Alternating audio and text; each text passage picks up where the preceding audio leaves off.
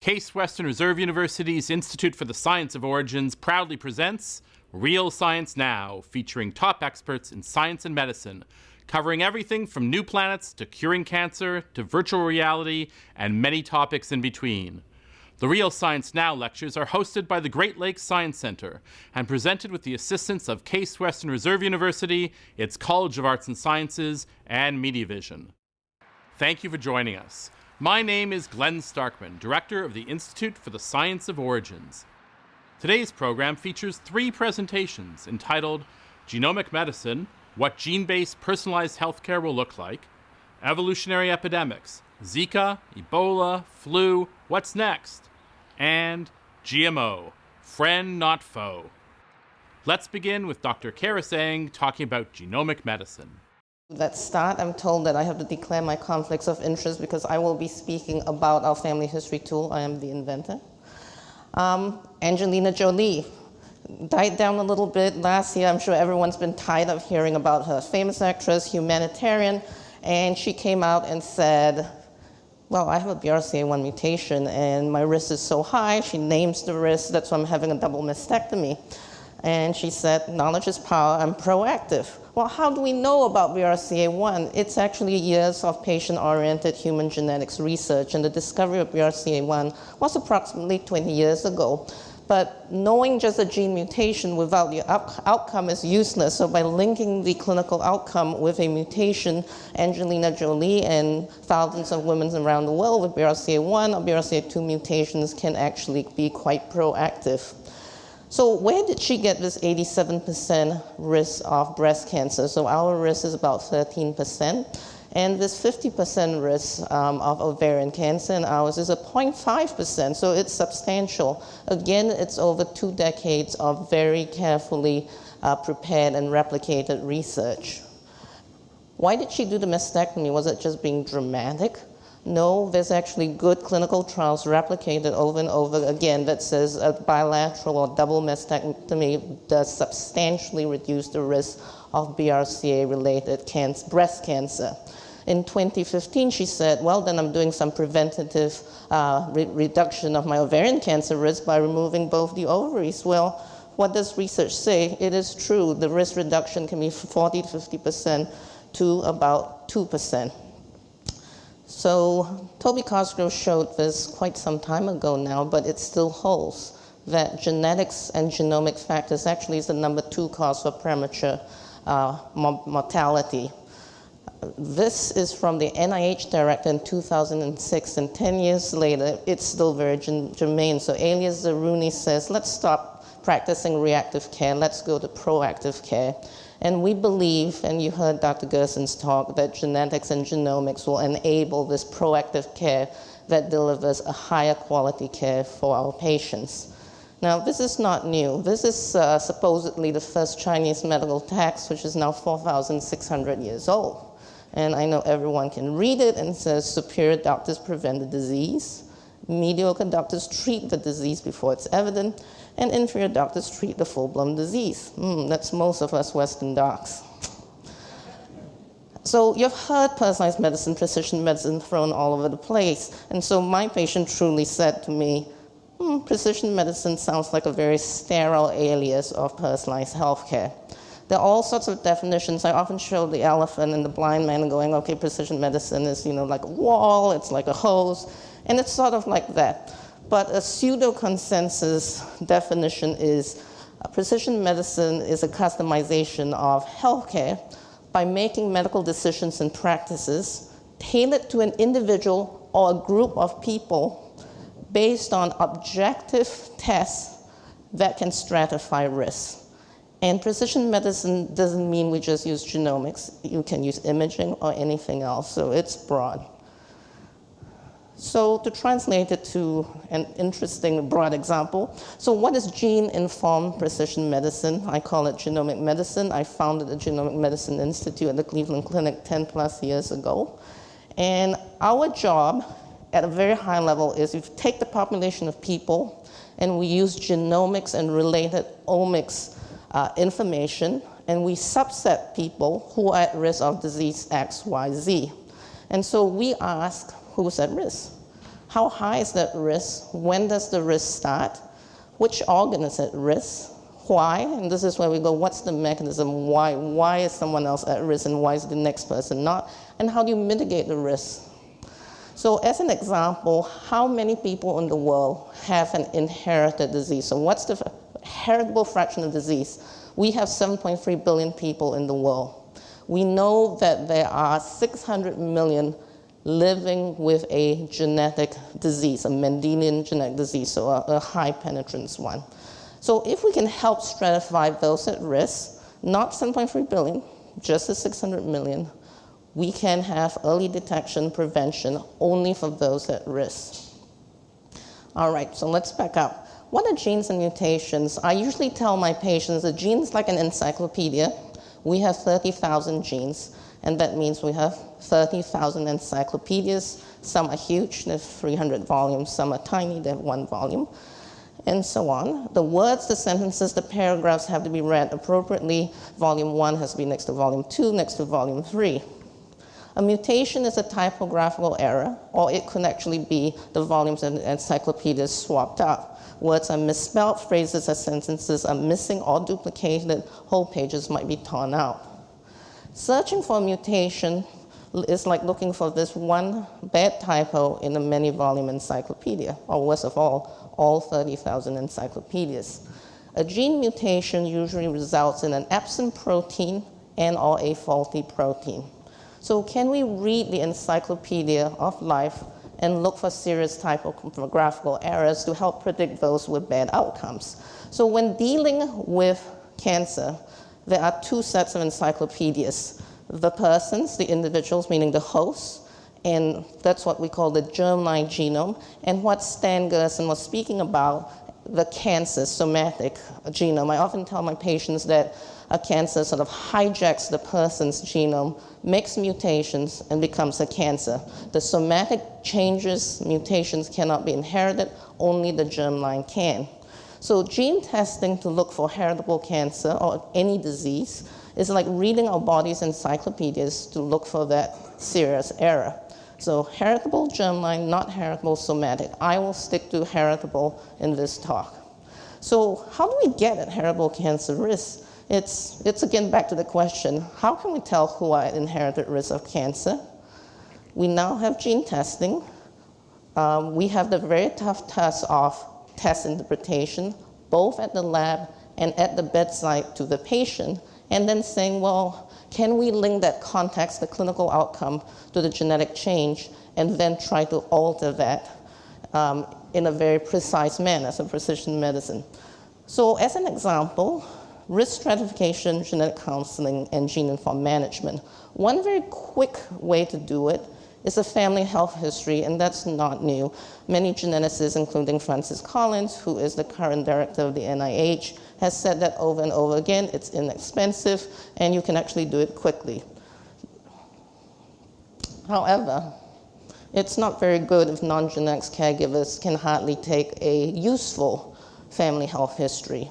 So a family health history is often drawn out like this for us, often called a pedigree, a family tree. Squares are males, circles are females, and you want to trace the blue disease or the red disease. And so you can target who is at risk, or even say, there are one too many red squares on this side. This person is at risk for that red disease. So what if you have a family history of disease? Well, you need a risk assessment and predictive analysis so that you can tailor management to the gene-informed.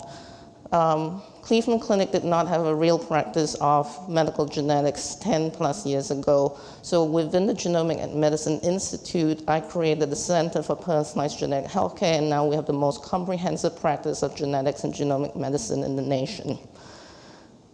And my patient, well, who happens to be an investment banker, says, a well-trained geneticist is like your best investment advisor. So my family, which is a nickname, because we're mine everything, my child, my this and that, is started in 2007 because I thought, oh my goodness, there are only 500 practicing geneticists in the whole country, so divide that by states. Yeah, there are more astronauts than geneticists. There are about 3,000 genetic counselors. Of those are our care extenders, and we don't even know how many are actually practicing.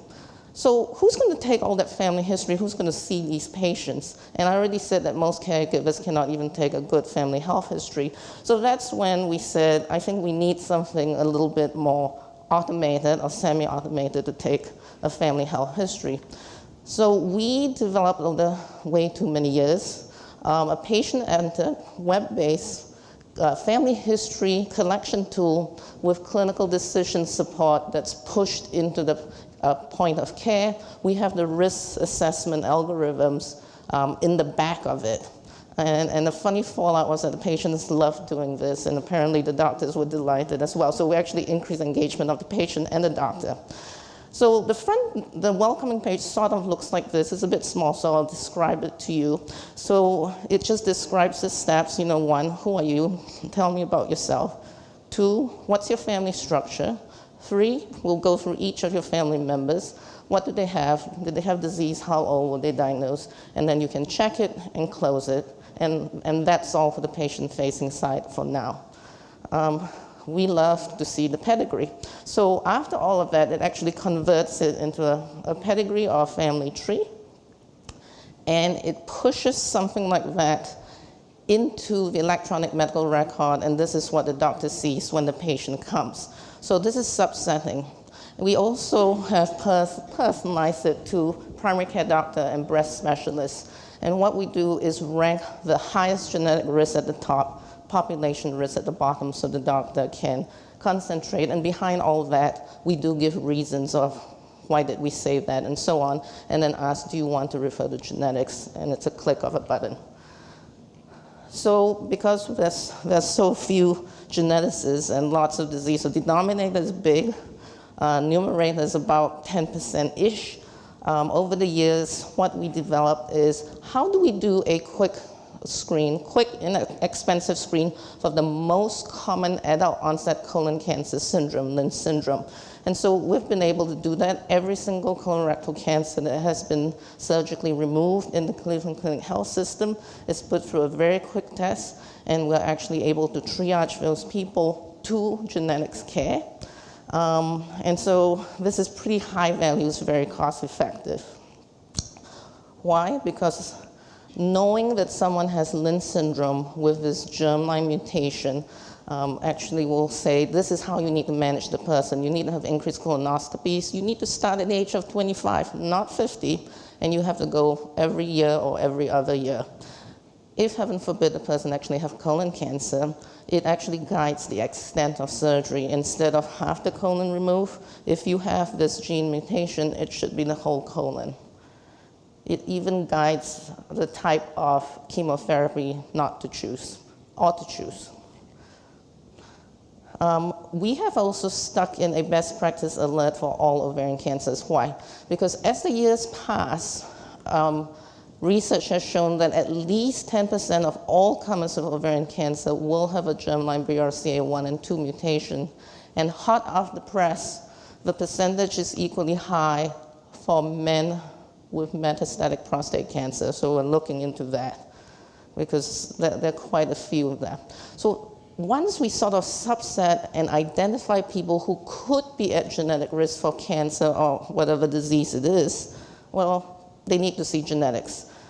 So we created the comprehensive practice of genetics. So traditionally, we geneticists, because there's so few of us, we sit in one place, we sit in our ivory tower, we wait for referrals. Our wait times are 7 months, 1 year.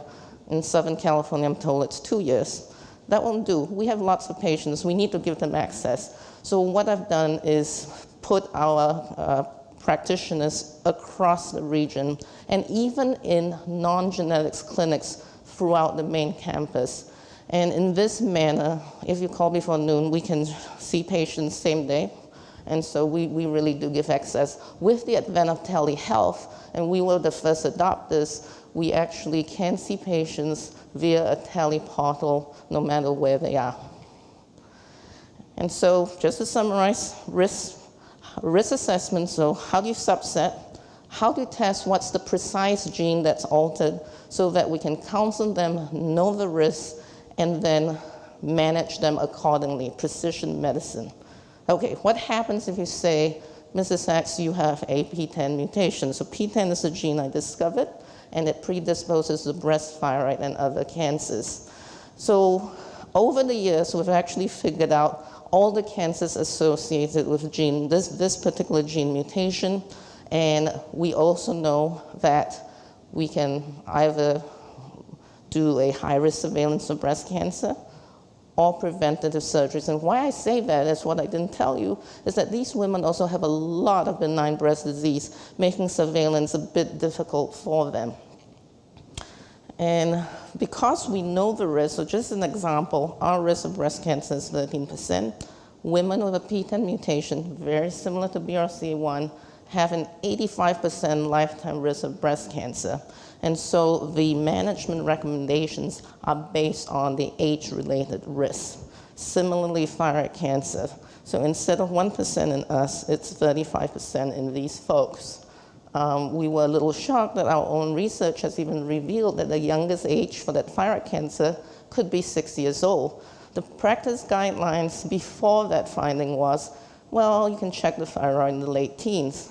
With that finding, our practice guidelines say the moment you find a germline mutation, a thyroid ultrasound, at least just as a baseline, should be performed, and so on with each organ. So because of that, one person cannot look after all these patients. We have a wonderful multidisciplinary team around us to look after our patients with P10 mutations. So I hope that I have shown you one example of how we use precision medicine to stratify for high risk of cancer as an illustration for stratifying for high genetic risk of any disease. So I was on the board of scientific counselors of the National Human Genome Research Institute when this plan and white paper for the future of genomics is. And it goes through the ages and says, yes, we studied those encyclopedias, the genomic structures, how many are there, what's on each page. Then we said, what's the biology of all those genes? And that's ongoing. How does it affect disease? How does it predispose to disease? And then how does it affect medicine? And finally, how do we improve healthcare? I think you've seen with this illustration that our research has spanned all of that. But it could be more. Time is ripe for what I call genomics-informed therapies. One of our faculty members in the Genomic Medicine Institute, Dr. Michaela Aldred, she studies pulmonary hypertension, so high blood pressure of the lung arteries. And usually you either suffocate to death or you have a lung transplant. Because of her genomics research, she's able to actually use an old drug and use a read-through therapy for very specific mutations to bring back the gene product that has been reduced. Dr. Angela Ting studies epigenomics. So I say that a genetic mutation, a genomic alteration, is like an encyclopedia with typographical errors so that you're not reading it properly. An epigenomic change is when you switch off the light over the encyclopedia so that you can't even read it. And so you can epigenomically reverse things. Emco Inhibitors. So P10 signals along a certain pathway. When the P10 mutations and alterations, mTOR misbehaves and go up. And so we can use an inhibitor of the misbehaving molecule. Now, while P10 is described related to cancer, we were the first group 10 years ago to show that P10 mutations are found in about 10% of kids with big heads, microcephaly, and autism. So we are going to lead a clinical trial that uses mTOR inhibition originally for cancers for autism. Dr. Asha Kalyanpur, she studies neurocognitive deficits in HIV, and she's trying to find a GPS for ion transport, because she thinks that ion transport in HIV brains, they're just completely lost and need a GPS to get to the right place. And finally, I think you've heard about the microbiome all over the place. And the microbiome is the study of genomes, the genomic fingerprint of bacteria in and on us humans. And our hypothesis is that it can do a lot of things. So it can alter the metabolism and the metabolites. It can also change the epigenome, and we have shown that in head and neck cancers. And it can also talk to viruses and fungi. So the virus, the microbiome, and the microbiome make up what I call the meta-genome, the genome of everything that's living that is not human in and on humans. And so this is how the Genomic Medicine Institute was founded, with the platforms of research, patient care, education, enterprise-wide endeavors as well. So let me close with two fun social math things. So we spend about $140 million on junk food. So that's 5 times the budget of the NIH for biomedical research. Back to school spending was $72.5 billion in 2014. And just for fun, it can fund the Cleveland Clinic research enterprise for over 700 years. So thank you for your attention. You've been watching Charis talking about making active connections between genetics and medicine. Up next is Dr. Steve Rissing discussing viral epidemics like Zika, Ebola, and flu. Now, back to the talk. I want to start out talking a little bit about viruses, although you've already heard a fair amount about them, and try to give you some idea for why viruses, especially viruses like those behind Zika, Ebola, chikungunya, and dengue, are especially prone to genetic mutation, genetic changes, and then switch and consider the epidemics of these kinds of viruses from a global ecological and evolutionary perspective. What you'll see is that the viruses are doing what the viruses have always done. What's happened in some of these recent epidemics, and those likely to occur in the future, is that the environment has changed. And we have changed the environment, and the viruses are going to continue to do what the viruses have been doing all along. So here is a virus. This actually is the H1N1 influenza virus. And you can see on the outside of it the blue and red colored spikes. In H1N1, the chemical nature, the molecular nature of those spikes determines the subtype of the virus. So this is H1N1. And that's determined on the two types there. One is neuraminidase.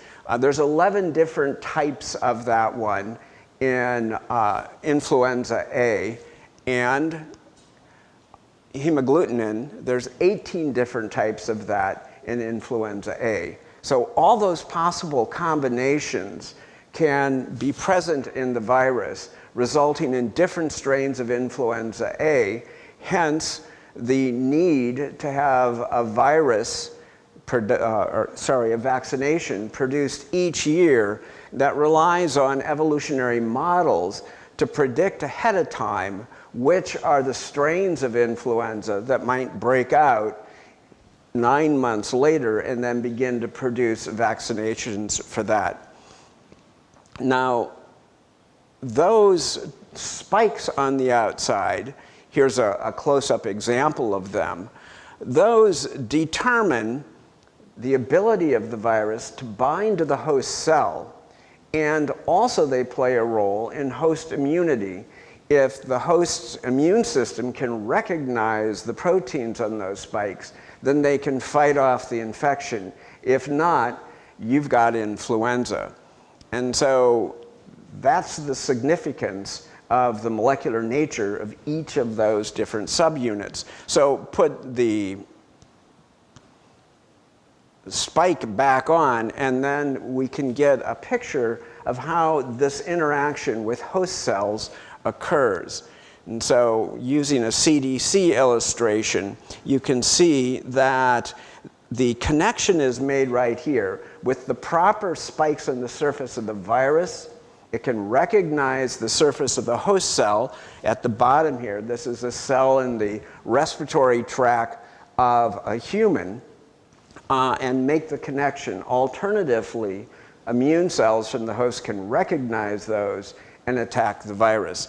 You can also see here, there's the respiratory lining, and in the background are additional virus particles floating around. Now, if we open up that virus, okay, you can see the genetic material in the virus. In influenza A, there are 8 different strands of genetic material. There's a total of 11 genes.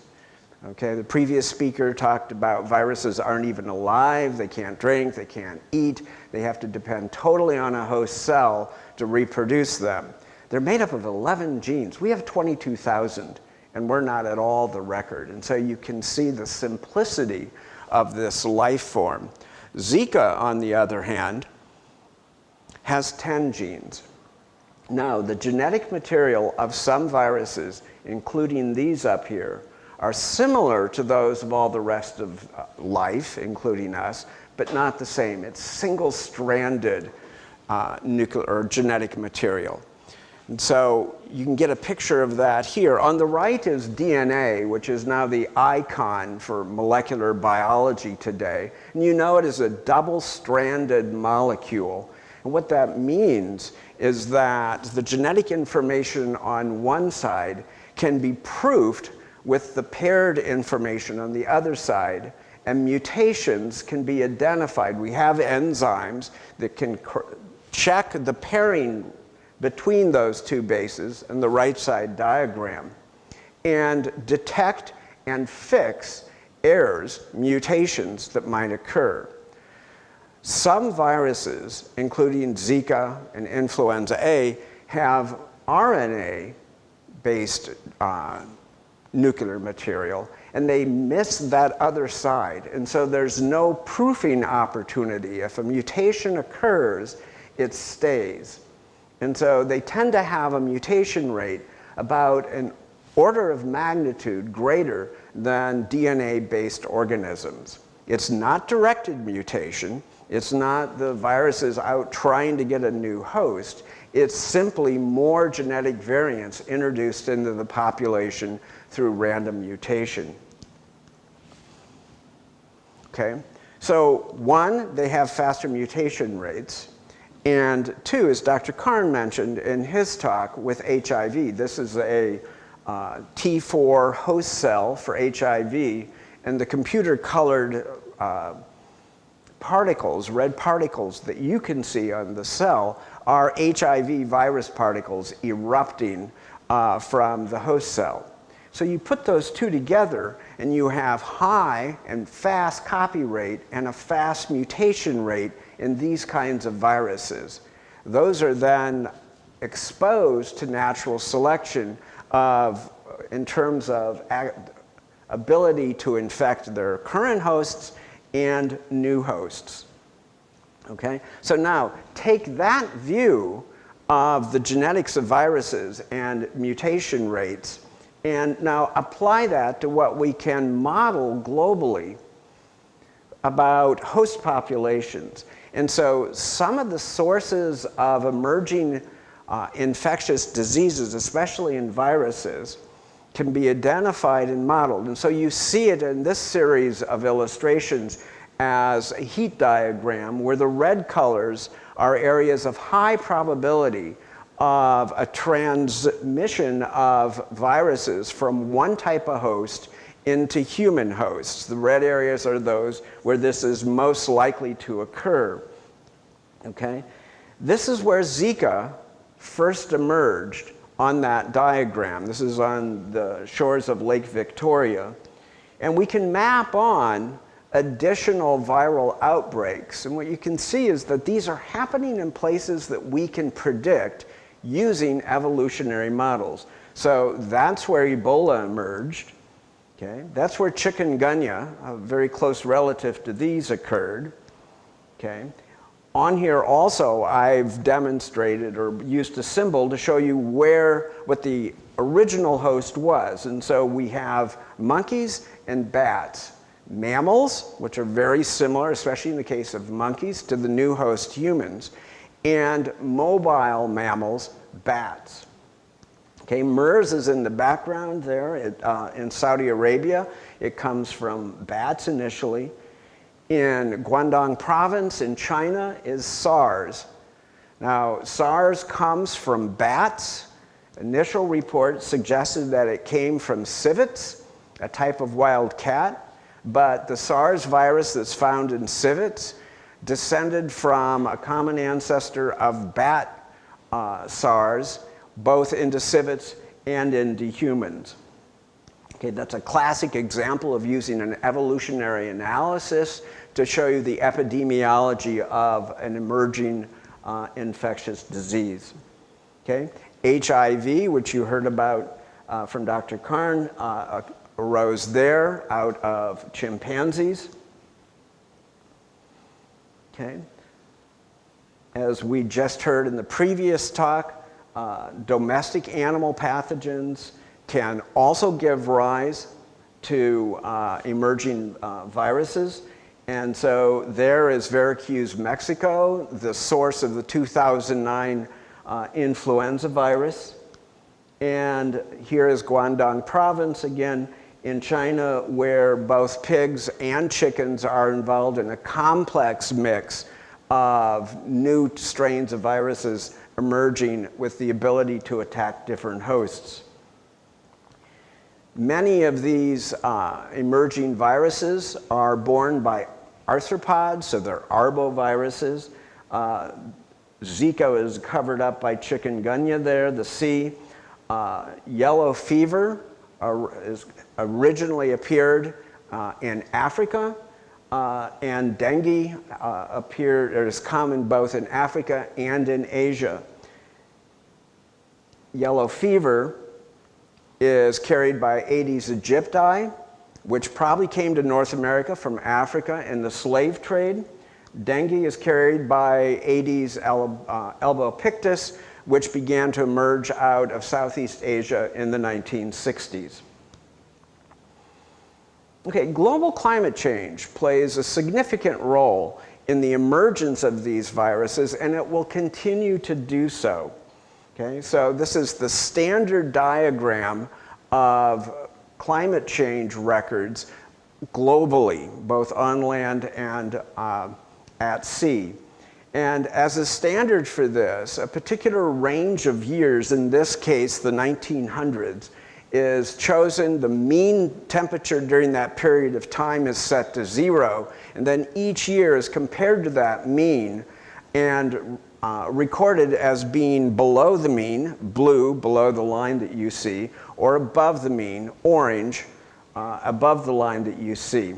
Now, this is the diagram that's the source of the claim that climate change stopped in 1998. It's the blue line, short blue line that you see. It covers about 8 years of data. The slope of the line is negative, although it's not significantly different from 0. This is cherry picking of data. The trend line is the green line. It's highly significant. As you can see here, there's the mean for 2014. There's the mean for 2015. You can get an idea of where we are now. 2016 is, as of right now, ahead of 2015. When it's hotter, we get more humidity in the air. Okay? And so we can predict, and we've been observing, change in heavy precipitation, one-day events of rainfall, and change in mean precipitation. Okay, you take those two together, it's getting hotter and drier, but we get large weather events with great amounts of water. And so both of those work to the advantage of mosquito populations, either in terms of storing water, as you see here. These barrels are actually capped, but when they're not capped, they're breeding places for mosquitoes. Okay?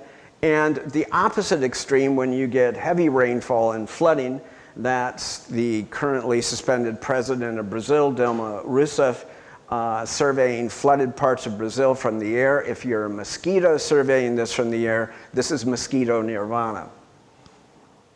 Okay? It's getting hotter.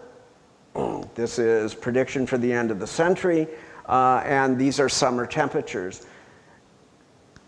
Orange is hotter than the mean that we've had. So when we go back and look at this graph,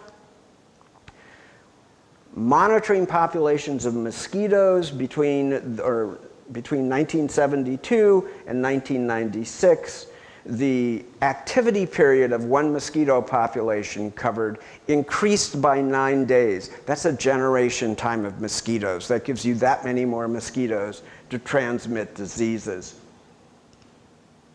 Okay? Population density is one of the drivers of emerging diseases. Again, there's Zika, there's chikungunya, Ebola. The areas of orange are very high density. HIV, there's SARS, and there's influenza, and influenza in Mexico. So when we look at that kind of density, okay, this is host shift from domestic animal pathogens. Here's the density in Southeast Asia of people. The dark blue areas are very high densities. And here's the density of poultry. The dark blue areas are high densities of poultry. You put that together, and you have areas identified as being high probability of host shifts, okay, in viruses. And so we have influenza, again, in Guangdong province and China, in places like this. What happens is you set up the opportunity for horizontal transmission of viruses and of genes within those viruses in a common host. Here we have a human virus and an avian virus mixed together in a pig, where individual genes in both of those viruses are mixed such that we can get, and this is what happened in Mexico,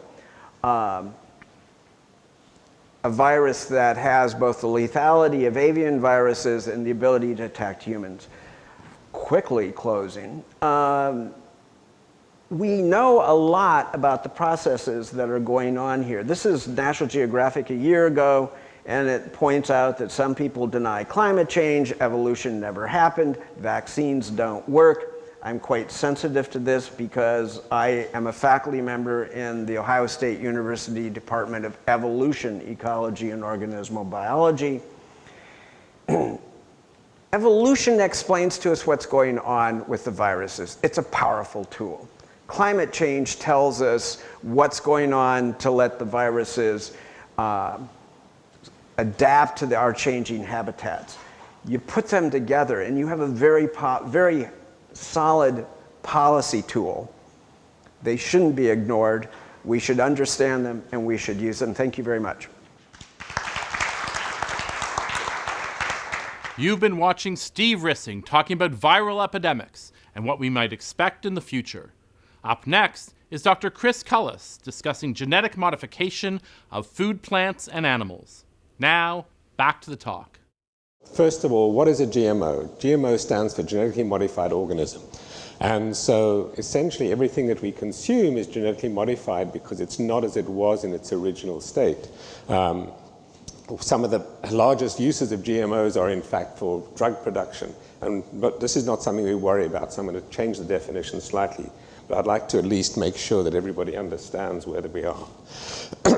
So this is corn as grown in the modern version and its ancestor. If you take the original corn, if we took a corn plant that is growing currently in agriculture and just let it seed in the wild with teosinte and other things, it would disappear very rapidly. It simply wouldn't be competitive. All of our crop plants are amazingly pampered in order to get the kind of yield that we need to feed the world. And so this corn plant that we grow has been massively modified from anything that was originally there.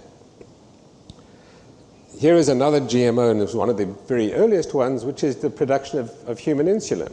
So in the early 1970s, we worked out how we could take DNA and splice it together, put it back in a bacterium with the appropriate signals, then put that bacterium in a fermenter, have it make this particular protein, be able to harvest it, and that's now a drug.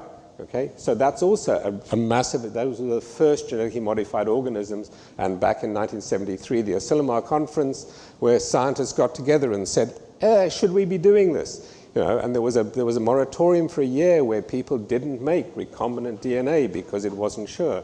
At one point, I spent about 5 years as chair of the the recombinant DNA safety committee at the John Innes, where we had to, in everything, had to do risk assessments of if you made this recombinant molecule, what was the chance of it getting out? What was the chance of it being dangerous? What's the chance, and so on.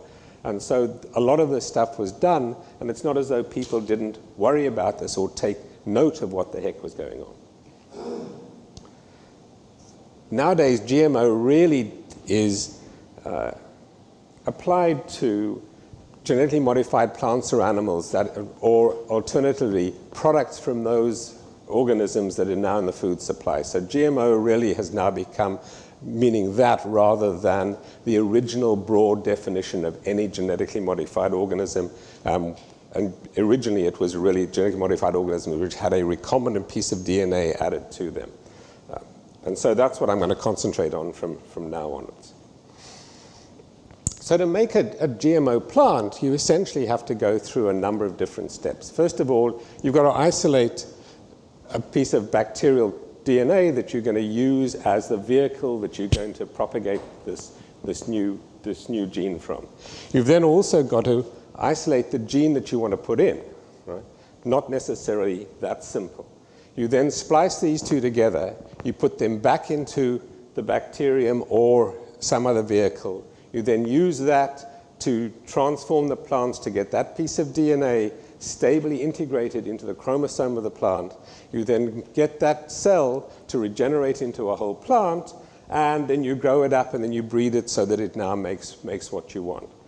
There's a slightly altered version of that nowadays, which is rather than having it as a stably incorporated piece of DNA, we're actually looking at being able to transiently express these. So with the Ebola outbreak, when people were looking for the Ebola vaccine, that was actually being made in tobacco leaves because that's where it could get expressed.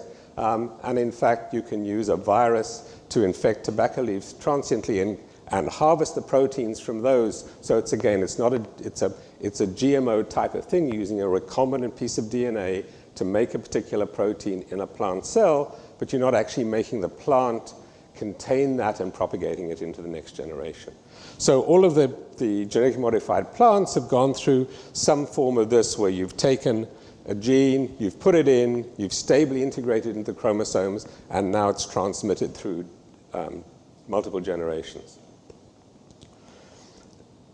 So the other question that's really important nowadays is a GMO a product or is it a process? So originally, genetically modified organisms all went through a process, and that process, for plants at least, was an infection by an agrobacterium to transfer the DNA, and then an isolation of the newly transgenic individual that was then propagated. Nowadays, there's a lot of molecular techniques by which you can modify the genome. Some of the very specific molecular scissors means you can make single base or very small changes. Right? So does it matter? And so most of the GMOs that are out there have a bacterial gene for either a weed killer resistance or a pest resistant gene in them. But there's lots of other things that we would like to do. So there's wild relatives that have a very specific property that we would like. So for wheat, for which there's no GMO, and I'll come back to that shortly, there's lots of diseases of wheat where we use wild wheats from the Middle East that have been collected and cross them with the cultivated wheats and back cross them and spend about 18 to 20 years finding a line that's now highly productive and contains that gene from the wild wheats, and so now we can grow because it's no longer going to be killed by this particular disease. Well, if we knew what that gene was, if we then modified by a number of these manipulation techniques, that gene in our cultivated wheat, so we now got our resistant wheat in 1 or 2 years instead of 20, is that now a GMO? And there's a lot of debate now as to how we define what a GMO is going to be. Is that any different from, there's a lot of varieties out in the market now which were produced by irradiating seeds and finding a mutant that worked better, all right? That's much the same process. So it's the whole area is becoming slightly more clouded as to what exactly you define a GMO as and not. So this is one of the questions. So there's in fact new apples which have been modified so that they don't express the gene that makes the apples go brown. If you cut an apple, for many of them, within a few minutes, it's gone brown, all right? That's because there's a gene that breaks down substances in the apple. Now, they've turned that gene off, all right? But it's exactly the same as some of the less commercially produced apples or that don't taste as good in some senses, that don't brown when you cut them. They don't have that gene. So it's no different from an apple that's similar in nature, all right? But you've made it differently. If you try to breed that, you know, your apple tree, you can cross an apple tree and you wait for another 3 to 4 years till it flowers, and then you can back cross that another 3 to 4 years, and in about 50 years' time, you can produce this exact same apple, all right? Or you can do it in about 6 months. All right? So you can decide which way around you want to be. Are they safe? At this point in time, there's no evidence that, in fact, any of the GMOs have done any harm. There's no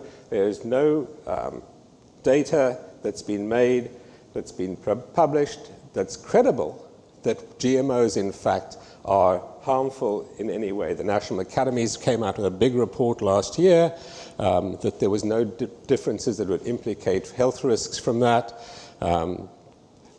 If you put in a gene that has potential to be harmful, then it has to go through a very rigorous safety process. In fact, there's only been one potential GMO product that wasn't pursued, and that was because they put a new protein in that had the potential to be allergenic, and so that was pulled. It was never released. It was never went any further. So it's not as if there's a blind acceptance that, gee, whatever we do, it's not going to be harmful. It's a carefully considered scientific decision as to whether, if you do this, what are the consequences, what are the best consequences we can predict, and then should we go ahead or not. So these are some of the things that go out there. So one of them that's circulating, and there's a huge number of hits, and it was actually in the New York Times on Tuesday, was, GM wheat may be responsible for the rise in gluten sensitivity. It's a little difficult for that to be true because there are no GM wheats that are commercially available. Monsanto does have a GM wheat that they've been doing some trials with, but in fact it's never been released, it's never been grown commercially. There's a group in Spain which are in fact trying to make a GM wheat that has reduced gluten and taking out the particular parts that in fact are highly allergenic, so in fact you could then have a gluten-free wheat in quote marks. Whether it'll make decent bread or not is a different matter, so that's one of the ones where there simply isn't a product, and that's true for a whole lot of things. So this is another one from there.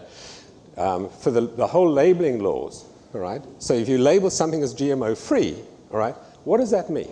Okay? So this is a real piece, and again, this came from the same Times article, which was very timely, is that steel-cut oats, they say it's GMO-free. There are no GMO oats, all right? You can't have a GMO oatmeal because it just doesn't exist. It's not even like the potential GM wheat, which in fact there may be a real transgenic wheat out there. There are no transgenic oats.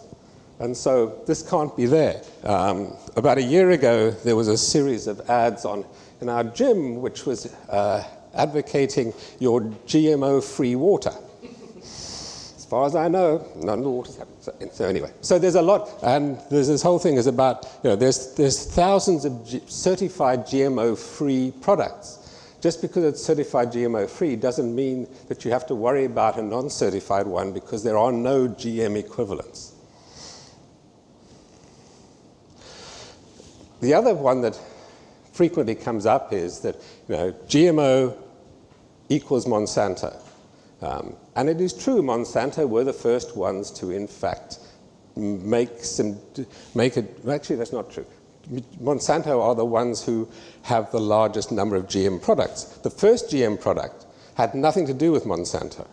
It was the Flavor Saver tomato that came out in the early 1990s. And in fact, for some respects, it's a poster child for the fact that if it's not a good product, it's not going to work. And that one failed, mainly because it was a lousy tomato, right? It had all the products, it had all the characteristics you wanted. It didn't bruise, it was easy to transport and all the rest. It just tasted lousy because they started out with the wrong variety, all right? So there's a lot of companies that do it. There's a lot of pieces in there. The Golden Rice Project is a public project which has got donations of a huge amount of technology to be able to make them. It's sort of sitting there. It's been held up for years. It's still in limbo. There's a recent letter from 107 Nobel laureates asking for Greenpeace to stop its opposition to this. The fact is that it's really interesting is that one of the pieces of literature from Greenpeace is saying that the activities by all the companies to have golden rice released is so that they can then have GM crops accepted. So it's got nothing to do with the safety of golden rice or the efficacy of it. It has to do with the politics of it.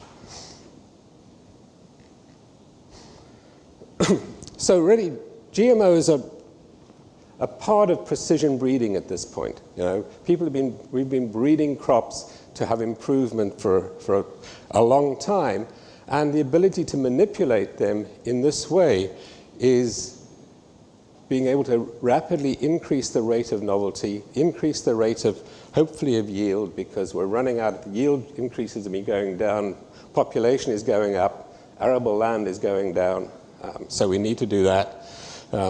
You really need to do all the tools, we need to be able to employ all the tools at our disposal in order to improve crops for traits that are needed to feed an ever-increasing population in a changing and unstable environment. And this is, the whole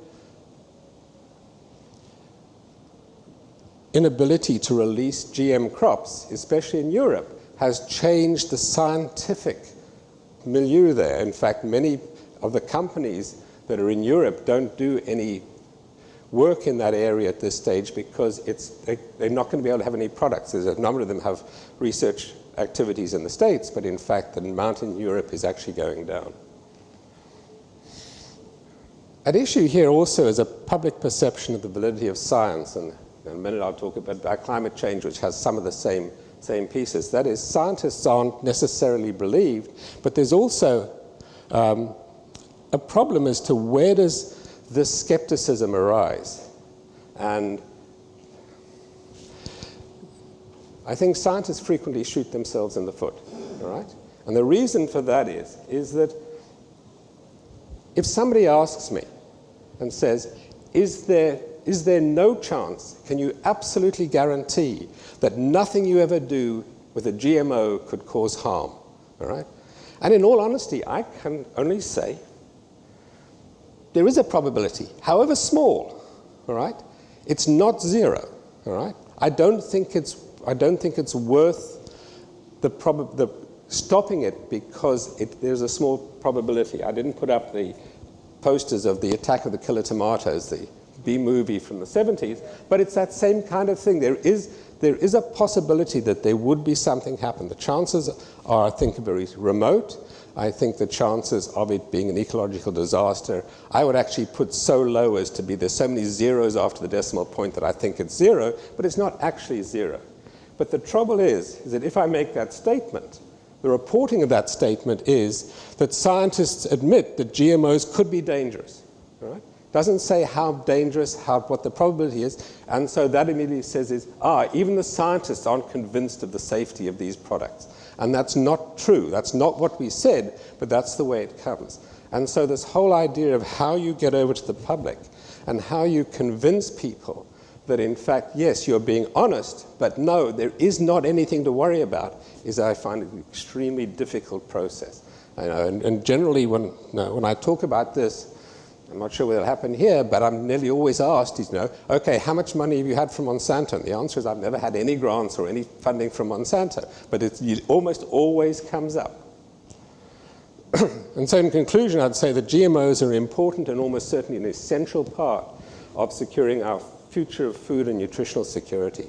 And I think that, that they should not that they should not be regulated, but they should not be automatically banned and being prevented from being grown. Thanks very much. The Real Science Now lectures are hosted by the Great Lakes Science Center and presented by the Institute for the Science of Origins with the assistance of Case Western Reserve University, its College of Arts and Sciences, and MediaVision. For more information on Real Science Now and the Origin Science Scholars Program, including a full video archive, please visit the Institute's website at origins.case.edu.